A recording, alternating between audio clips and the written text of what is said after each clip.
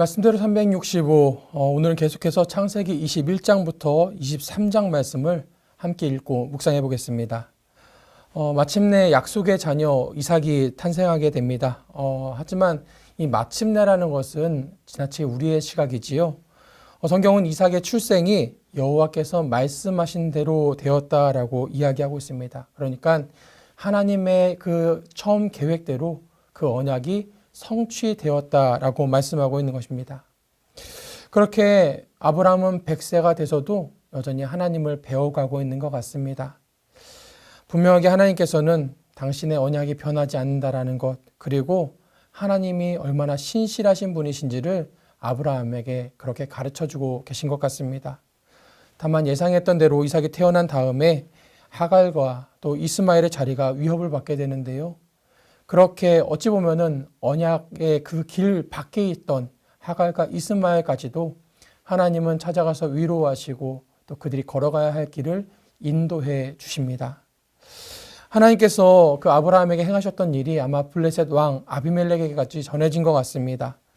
아비멜렉이 아브라함에게 찾아와서 서로 평화의 언약을 맺자라고 제안을 하고요. 그런 과정들을 보니까 그 하나님의 언약이라는 것이 그 아브라함 한 개인에게 뿐만이 아니라 우리 삶 가운데 내재되어 있는 여러 가지 갈등의 요소들, 분쟁의 요소들까지도 다 잠재우고 하나님께서 맺기 원하시는 그 평화의 열매를 맺게 하신다는 것을 우리는 본문을 통해서 확인하게 됩니다. 그리고 이제 하나님께서는요, 이 아브라함을 더 큰 믿음으로 초대를 하고 계신데요. 우리가 너무나 잘 알고 있는 그 구절이지요. 하나님께서 100세에 낳은 그 아들 이삭을 나에게 바치라라고 말씀하셨을 때 아브라함과 이삭은 그리고 그의 종들은 모리아산을 향해서 걸어갑니다. 그리고 모리아산 꼭대기에 그 100세에 낳은 아들 이삭을 하나님 앞에 드리기로 결단하면서 쌓은 그 제단에서 아브라함은 자신들의 인생의 주인이시고 또한 복의 근원이 되시는 그 하나님을 더 깊이 경험하게 됩니다. 아브라함이 이 땅의 이름을 여호와 이레, 준비하시는 하나님, 그런 이름을 붙였는데요. 사실 그 땅은 아브라함과 이삭이 그곳에 오기 전부터 이미 하나님께서 오래전부터 준비하셨던 가장 큰 은혜의 땅, 축복의 땅이었다는 것을 우리는 기억해야 합니다. 그렇게 사라가 또 이 세상을 떠나서 하나님의 품에 안기게 되고 아브라함은 그 가족들이 묻힐 묘자리를 마련하기 위해서 햇사람들에게 막벨라 굴을 구입을 하게 되는데요. 그동안 유목민으로 살아왔던 아브라함이 소유했던 첫 소유지가 바로 이 막벨라 굴이었습니다. 그리고 훗날 하나님께서 이스라엘 백성에게 약속하신 그 약속의 땅 가나안이 바로 이곳에서부터 시작되었음을 우리는 앞으로 차근차근 보게 될 것입니다. 우리가 기억해야 될 것은 분명 지금 이 순간에도 하나님의 말씀이 우리 가운데 이루어지고 있다는 사실입니다.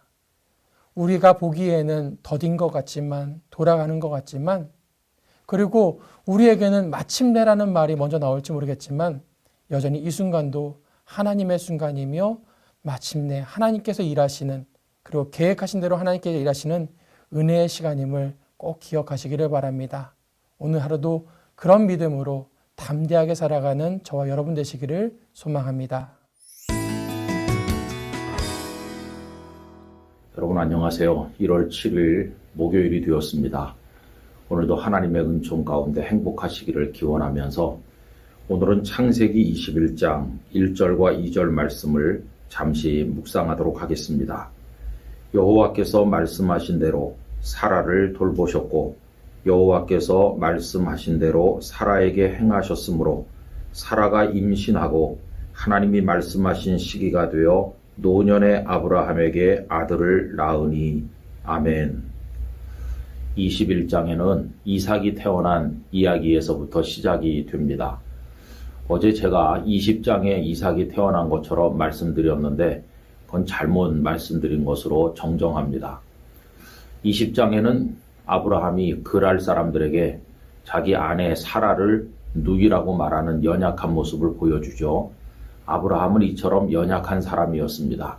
그럼에도 불구하고 모든 민족에게 복이 되게 하겠다는 하나님의 약속이 신실하게 이루어지는데 그 시작은 조카 롯의 가족을 소돔성에서 건지시는 일이었다고 했습니다. 여러분, 이래서 하나님의 말씀은 사람의 연약함에도 불구하고 반드시 이루어진다 하는 것을 깨닫게 되죠. 오늘 읽은 요절 말씀 속에도 하나님의 신실하심이 잘 나타나 있습니다. 오늘 말씀에는 여호와께서 말씀하신 대로라는 표현이 두 차례 반복됩니다. 여호와께서 말씀하신 대로 사라를 돌보셨고 사라에게 행하셨습니다. 여기 돌본다라고 번역된 파카드라고 하는 단어는요, 윗사람이 아랫사람의 인생의 변화를 가져오기 위하여 개입하는 것을 의미합니다. 또 행하셨다 하는 것은 아사라는 말인데 하나님만이 행하실 수 있는 특별한 일을 하시는 걸 말하는데, 예를 들면 천지를 창조하신 일이라고 할 수가 있겠습니다. 여러분, 이처럼 하나님께서는 당신께서 말씀하신 모든 일을 신실하게 이루시는 분이라면 우리가 할 일은 뭘까요? 그 하나님의 말씀을 철저하게 믿는 것입니다.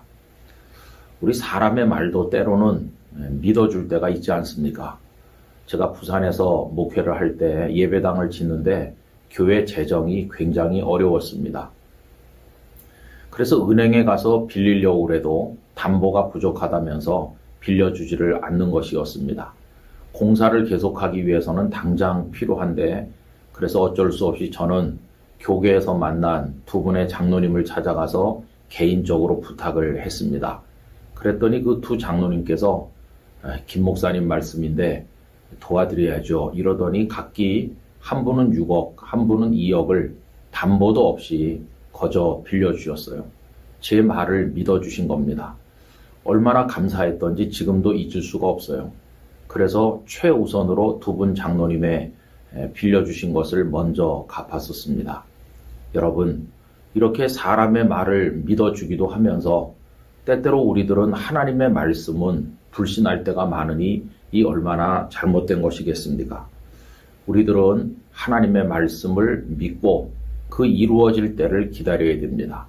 오늘 말씀 속에 보면 말씀하신 시기라고 하는 표현이 나오는데, 이 시기라고 번역된 모에드라는 것은 하나님께서 정하신 때를 말합니다. 하나님께서는 우리 인생의 때를 정하시는 분이십니다.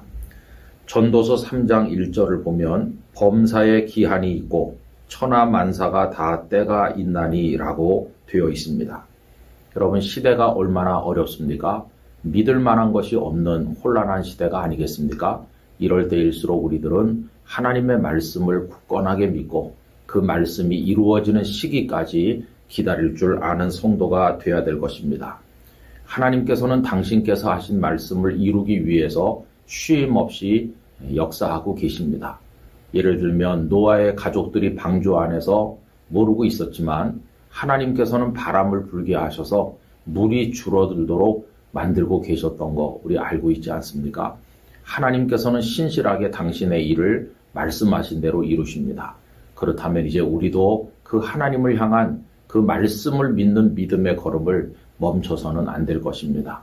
이 영상을 함께 하시는 모든 여러분, 하나님 말씀 붙들고 그 시기가 오기를 기다리면서 오늘도 한 걸음씩 살아나가게 되기를 간절히 바랍니다.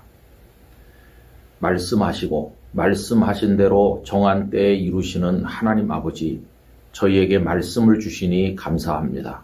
모든 것이 무너지는 이때 하나님의 말씀을 굳건하게 붙들고 그 말씀 의지하여 기다리며 신실하게 살아가도록 저희들을 이끌어 주시옵소서. 예수님의 이름으로 기도하옵나이다. 아멘.